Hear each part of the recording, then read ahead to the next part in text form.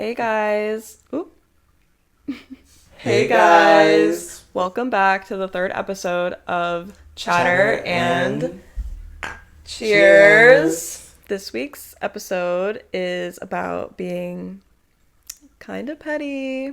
And a little vengeful because everybody needs a little payback every now and then, especially when they deserve it. Yeah, and I think some people deserve some payback. Some bad karma. I don't know. Have you ever been vengeful?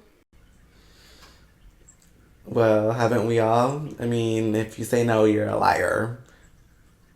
Because I don't believe you. I don't believe a single word you're saying if you have not been vengeful or done something A little petty. petty. Yeah. Because we all have. Let's be real. We all have.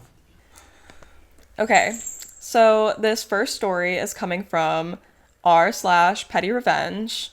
Um, it was posted 5 days ago. Oh my god, my hood came down. It was posted 5 days ago from embarrassed underscore bet 946. Title is Ex-boss 58 male stole from our property, told his wife about his cabin BJ's. Ah! Oh my god. A little NSFW here. Strap in, ladies and gents. It's a long one. My boyfriend, 33 male, worked for this guy that owned his own roofing company. I'll call him Tom. Tom really liked my boyfriend's work ethic and became really close to him, using him every day for work and even at his own home. We were also invited to his cabin a few times to hang out and have some drinks/play cards. The more we got to know him, the more we discovered what a drunken jerk he was. After about a year, it was negatively affecting my boyfriend so badly that it was causing issues at home. He decided he couldn't take Tom's abuse anymore and was going to stick it out for the current season and not return next season. When the next season came and Tom asked my boyfriend when he was returning to work, my boyfriend politely told him that he had found work elsewhere and wished him the best. Now, all of a sudden, drunk Tom is convinced that we have things at our house that belong to him. We don't. And he tries calling my boyfriend, who doesn't answer because he's at work. Tom decides to show up at our house anyways. ... While no one is home. Tom also doesn't know that we installed security cameras. When my boyfriend gets home, he notices things moved in our yard, and so we consult the footage. Well, should we ask the audience? Do you know that meme? No. Okay. Let me ask the audience.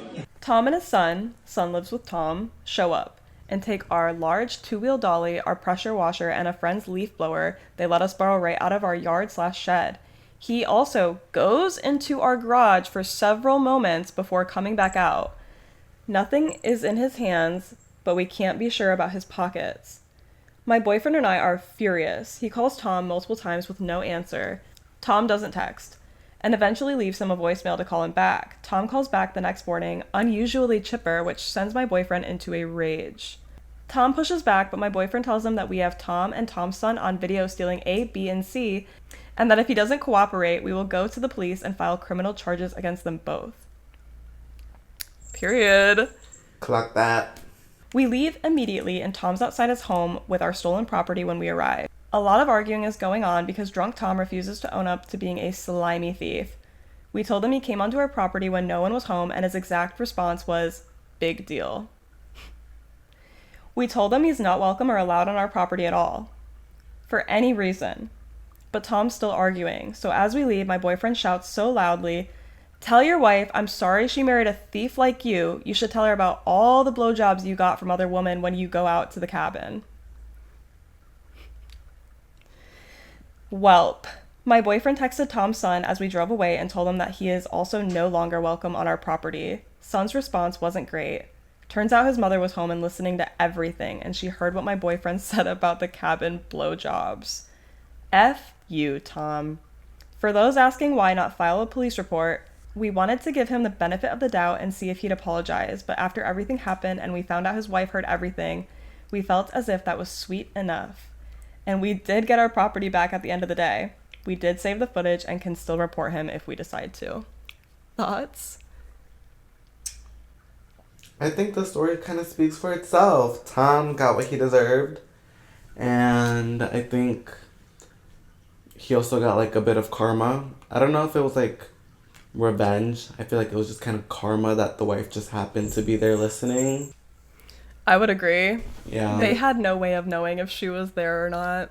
Yeah. Okay, so within 5 days, this post has received 2.3k upvotes and 85 comments, which I feel like is kind of a lot. That is a lot.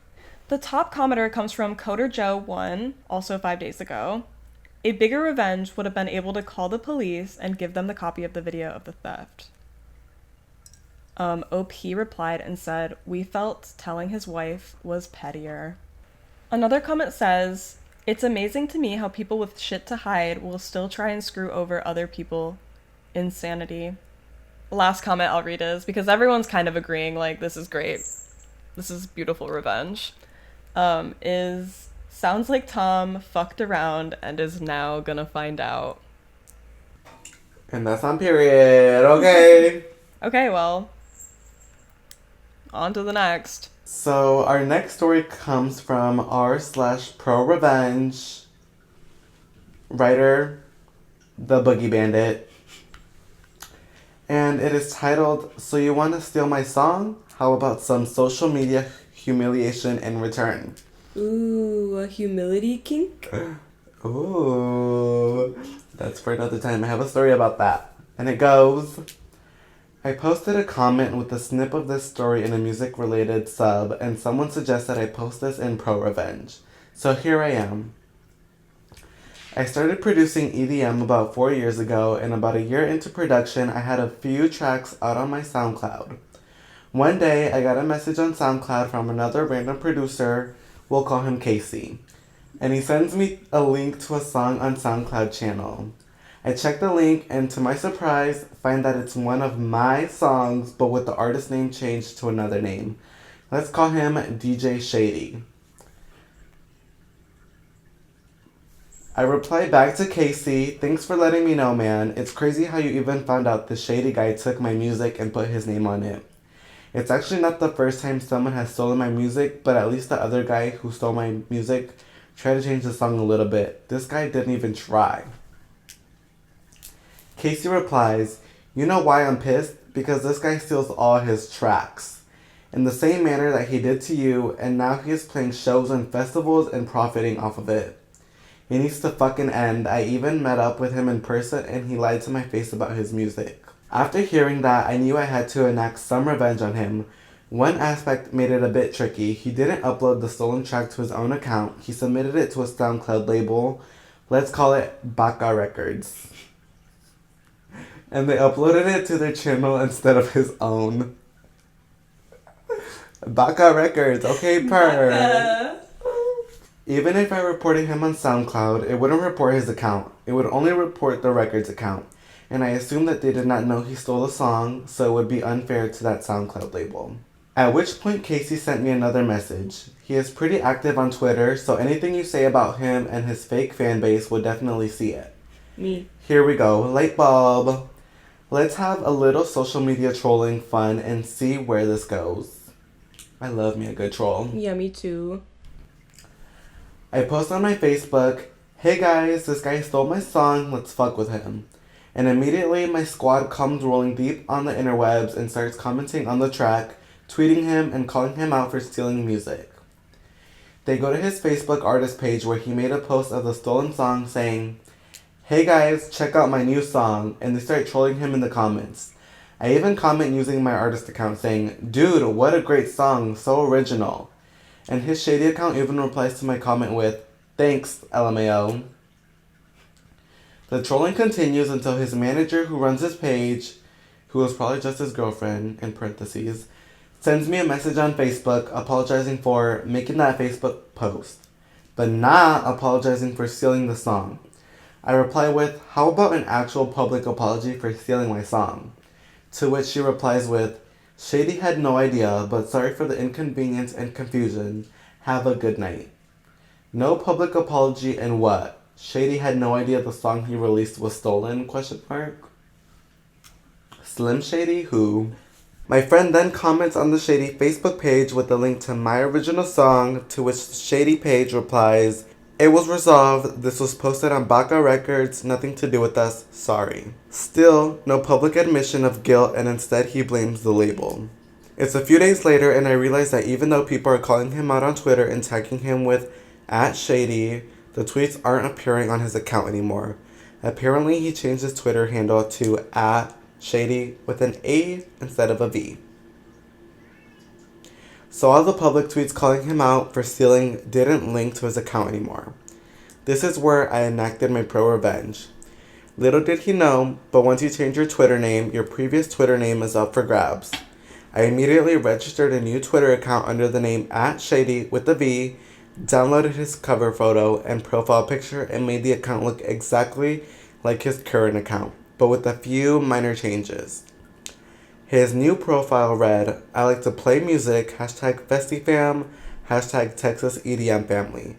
And my @Shady with a V profile read, "I like to steal music, #FraudFam, #Thief EDM family." I started copying his tweets but changing them slightly to admit stealing music and to publicly apologize. Of course, his fans and others started to notice, and even some of them started calling him out. He finally messaged me on Twitter and said, "Hey, I am sorry for all this. Can you please delete the @Shady with a V Twitter?"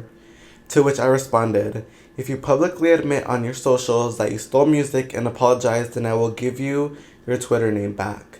And on I went, continuing to tweet from the @Shady with the V account until he finally caved and apologized. I kept my promise and gave him his original Twitter name back. A few months later, all of his socials had disappeared and he wasn't DJing festivals or stealing any music anymore. Justice served on an EDM platter. Too long, didn't read. A DJ steals a song I made. We call him out on Twitter. He changes his Twitter name, so I take his old Twitter name and make him publicly apologize for stealing my music. Edit number 1. A lot of you are asking which song Shady stole. I made the song 4 years ago when I was just starting. It wasn't particularly very good, and it doesn't match the kind of music I make nowadays. So I changed the track to private last year. Edit number 2. Glad a lot of you enjoy my music. Exclamation point. Initial thoughts? I love a little revenge arc. As they say, revenge is best served cold. I believe something very similar to the situation happened to an artist named Zach Greer like 2 years ago on TikTok and Spotify. Some guy was like uploading his song Melatonin, which has like almost 1 million views or something like that. But Zach Greer is not super underground. Like if you're in the music scene at all, for like indie artists, like I wouldn't even consider him an indie artist. He's like kind of big. But another added layer to this is that it's very weird to play festivals with stolen music. Like that's the whole joke for DJs, is that they just go on a stage and they press play on their laptop and that's it. Literally, I agree. You know me, personally, I love me a good revenge story. And I love me some revenge. I love to be shady. I'm a shady girl. I'm a petty girl. What can I say? I love me some revenge. Let's get into some of the comments. This one comes from Forest_cat_mum.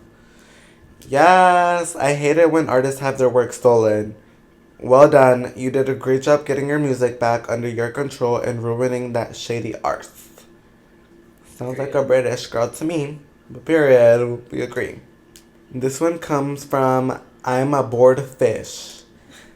It says, "Oh, thank God you did this. I love when the community comes together and break down thieves like that.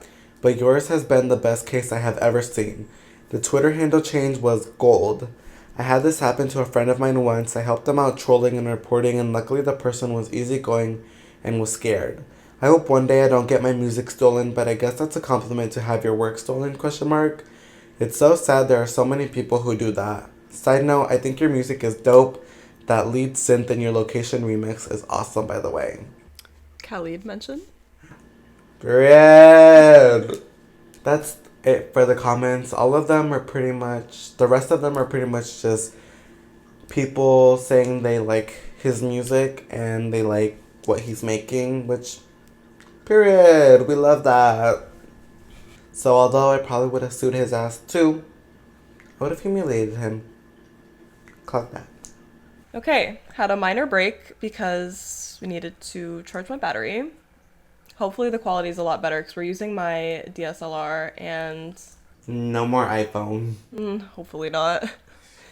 This is coming from r/petty revenge as well, posted 3 days ago. She's new. Ooh. First off, you guys are in for a ride. The title reads, "Girls always reject me, so I am gonna ban them from a cool event I am hosting." It goes, "I am the host of this video game event that will have cash prizes and other prizes, in parentheses, like expensive electronics like smartphones and PCs for the winners. A lot of people will participate, but I was surprised to learn that a lot of women want to join too. I have very bad experiences with women, and I always have been ghosted and rejected by them. I'm almost 22 and still a virgin. Since I was in middle school, I always wondered when my time would be. High school came and left, and I still had never had a girlfriend or any sort of experience with a girl. I always saw boys with girls, even guys who were worse off financially, and in terms of looks or weight, I always wondered why girls were never into me. Even to this day, I feel so sad still that even literal teens have more adult experiences than me. So for this upcoming event, I will only allow boys to compete and participate and have a chance at winning all those prizes." Your first thought. What? Is that the end? Yeah.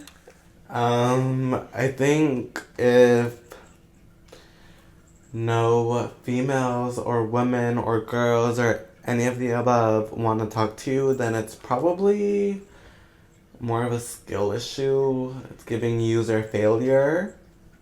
I don't know if it's really considered like revenge. Petty, yes. Revenge, not so much. I feel like the girls really could care less. At the end of the day, like, there's lots of men in the world, though I don't think a woman or a girl or anything could care less about one. I don't know. I think it was a little bit, I guess it was petty, but not necessarily very vengeful.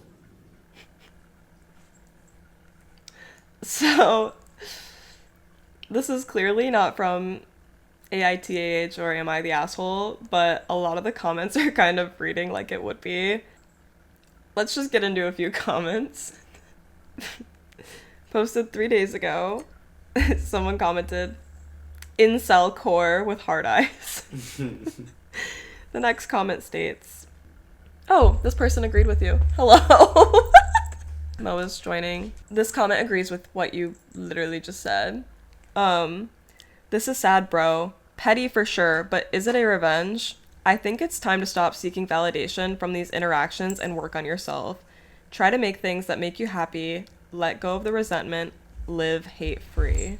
I would not consider this revenge at all, and it is very like incel-like that he would think it's vengeful. Another comment says, "A bald person insulted me once, so now I insult every bald person I see. I'm hoping one day to make friends with a bald person, but until I do, I'm just insulting them on sight and on principle and waiting until one sees through my unconditional and irrational hatred. But I know I'm also the best friend a bald person could ever have because of how well I treat them." Obviously, like, this commenter is just trying to, like, make him see it from another perspective. At least that's how I'm reading it. I hope that's how he meant it. It's just really weird. I think people that think like this are really weird. Therapy is probably a good outlet for this young man. And not a chat GPT session. No, ma'am. Real Oh, baby. therapy. Do you have any other thoughts? No. I don't. Wait. Oh my god, juicy comment. This person commented, "You've asked this question about 6 times already and gotten the exact same responses every year, every single time. You aren't going to get the answers you want here. Your entire profile is filled with posts about women, how to get attractive girls, how jealous you are of nerdy guys with hot girlfriends. You're 22. I understand you've had a negative experience, but you are still really young. You've maybe had a relationship of a year or two go bad. Words of advice. 1. Put the past behind you and move on. Learn from it, but let it go. 2. Stop thinking of women as a single thing. Women are individuals. Stop putting expectations or deciding you know anything about them before meeting them. Just talk to them like they are normal people, because they are, and don't expect anything beyond a conversation. Oh, these comments. Wait, I want to see this guy's profile now. Okay, this person's name is Spirited Mirror 5709. Oh my god, they just started their Reddit account in October of this year. r/askuk was posted 2 days ago and removed by the moderators of the subreddit. He had posted, "Can I face any consequences, in parentheses, legally, if I don't let girls compete in a video game tournament?" 2 days ago, in r/true unpopular opinion, "I don't owe women a chance for participation in my video game tournament." Oh, he posted in Pro Revenge too, and it got deleted by the moderators. He's posted it in like 10. Ooh, I don't know. This man just is like, it's screaming incel. Hope you guys can nip that in the bud very quickly. So our fourth and final story comes from r/petty revenge demonic_cheetah. And it's titled, "Mock me for not going to a strip club? Wait until your wife finds out." A bit of backstory, but it makes the revenge even better. I've worked in software sales for the bulk of my career. About 10 years ago, my company was hosting its annual user conference in Las Vegas. As a sales guy, I pretty much had carte blanche on expenses as long as it involved clients. Expensive dinners, drinks, tables at clubs, etc. The only unbreakable rule was we couldn't pay for strippers. Having been in the industry long enough, I realized what guys would do to get around this. It was common for them to explain to a manager at a strip club, and then they would have the girls' tips added to the bottle service. Even with that in place, I never thought it was a good idea to play that game, nor did I think it was a good idea to go to a strip club with clients. It was never a good look in my head. I was roughly 27 or 28 at the time, and one of the older guys, late 40s, Jim, was the typical sleazy sales guy. He would tell a half-truth to prospects, overcharge them, oversell, etc. The type that creates a hassle for the services and implementation teams, but he still got paid, so he didn't care. And when he got to Vegas, Jim would go crazy entertaining clients and himself. Sometimes he would go to dinner by himself, but say some senior VP was with him, and he would also abuse the stripper loophole. One of the reasons he tried to get a group to the strip club each night was that he had a very conservative wife. She made the kids go to a local Christian school, and the family went to church every Sunday. She hated the annual trip to Vegas, to the point he would tell stories that he wasn't allowed to bring his suitcase in the house. He had to leave it in the garage where the laundry room was, and she would wash his clothes and then sanitize the washing machine. Me. Period. As she should, low-key. I'd be going through it. I'd be going through all the laundry. Period. On the last night of the conference, he organized a shuttle from one of the big strip clubs to pick up a group. There were some open seats he was trying to fill to meet the minimum commitment for free entry to the club. Jim saw me speaking to a client and invited us. I declined. He started mocking me about being scared of pretty ladies, or that I would probably nut the first time one of them touched me, etc. This would have normally not bothered me, but he did it in front of my client. I stated, "I don't want to go because I don't think it's professional." He left, I bought my client another round, and we joked about the douchebag. Then I was on my own and decided to walk the strip a bit and head to bed early due to an early morning flight. If you've ever been to Vegas, there are people on the sidewalk handing out cards that are essentially ads for escorts. They legally can't speak to you, so they slap the cards on their hand to get your attention. After a few drinks, I started taking a few. Fast forward to the next morning when Jim and I were sitting in the airport waiting for our flight. He had stayed out to 3 or 4 a.m. and was a complete mess and totally hungover.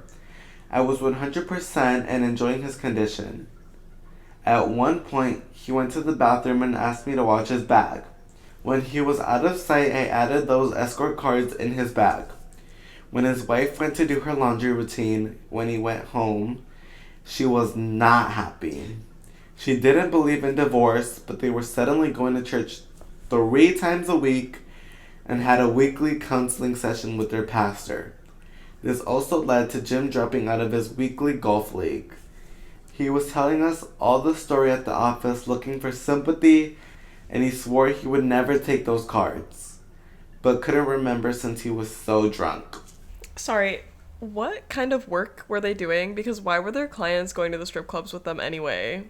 Did he ever mention it? They were doing like sales, But I it believe. doesn't specify. Software sales. That's pretty much it. And they had like an annual conference in Vegas.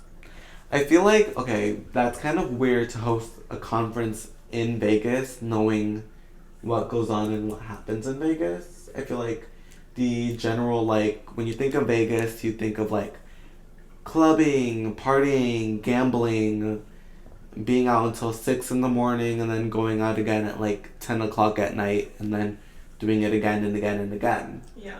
I mean, like, obviously if they're in software sales, they have to like promote their whatever software they have to high-end clubs, high-end hotels, airports, whatever. So I understand going to Vegas for a conference. It's also kind of in like the meeting ground for everyone, like in the middle, I think. I almost failed geography. But I would not stay with my coworkers every year if I was married and knew that they're going to the strip clubs with their clients. I also don't think that's very professional. I don't know. And I also feel really sad for his boss's wife, they're really religious apparently. She's really religious. He's obviously not. That she doesn't believe in divorce. Oh, girl, leave his ass. Leave his ass. Literally. Pack his dirty laundry. Don't even pack it for him. It's already packed. Put it outside. Put him outside. Bye. Like, I don't know why we're keeping him around. Truly, I have no idea. I would say that was petty revenge. I think it was a good petty revenge. He did his big one. He did. He said, here's the cards. Period. Alright, let's get into some of the comments. Hold on. Alright, let's get into some of the comments. The first one comes from Nosfera Tooth. Hopefully I said that right. I really don't know. It says, the porn cards, a staple of Las Vegas. We once dressed up in 80s gym goers and participated in the Great Porn Card Marathon, which consisted of speed walking around the strip for an hour, and the one who brought back the most porn cards got shit-faced for free on the other contestant's dime. I love Vegas. LOL. The next one comes from Subject Donut 7716, and they said, I feel bad for his wife. She should have just divorced him. Which we can all agree. The next comment comes from Wasn't Time To. I really appreciated this story. I hate dealing with sleazy professionals. I have absolutely no desire to watch people I work with or I'm considering working with get boners and messing their slacks over a bunch of barred out strippers. Oh, well, that's not very nice. Yeah, no, babe. Let's not shame the women. I know lots of dancers, and I know a lot of dancers that are just drinking some alcohol. But I also would have literally no desire to be with my coworkers. I don't want to know what they're into. Literally. So basically, all of the other comments are agreeing and basically saying the same thing on how about they don't like this man and they think that the woman should, or that the wife should have divorced the husband.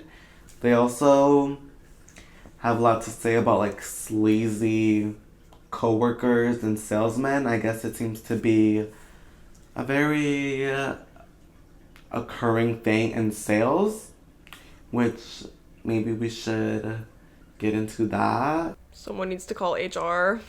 I don't have very many revenge stories. I don't think I'm a very vengeful person.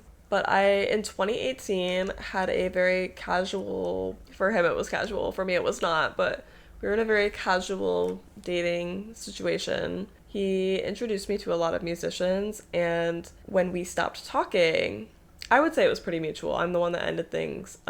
He was friends with this musician who is pretty big now, like has worked with Travis Barker and stuff like that. I just started talking to him after that for a little bit. I don't know, I feel like that's not very petty. It is petty. It is petty when you leave one and go for their friend. But I would say that's my only petty revenge story.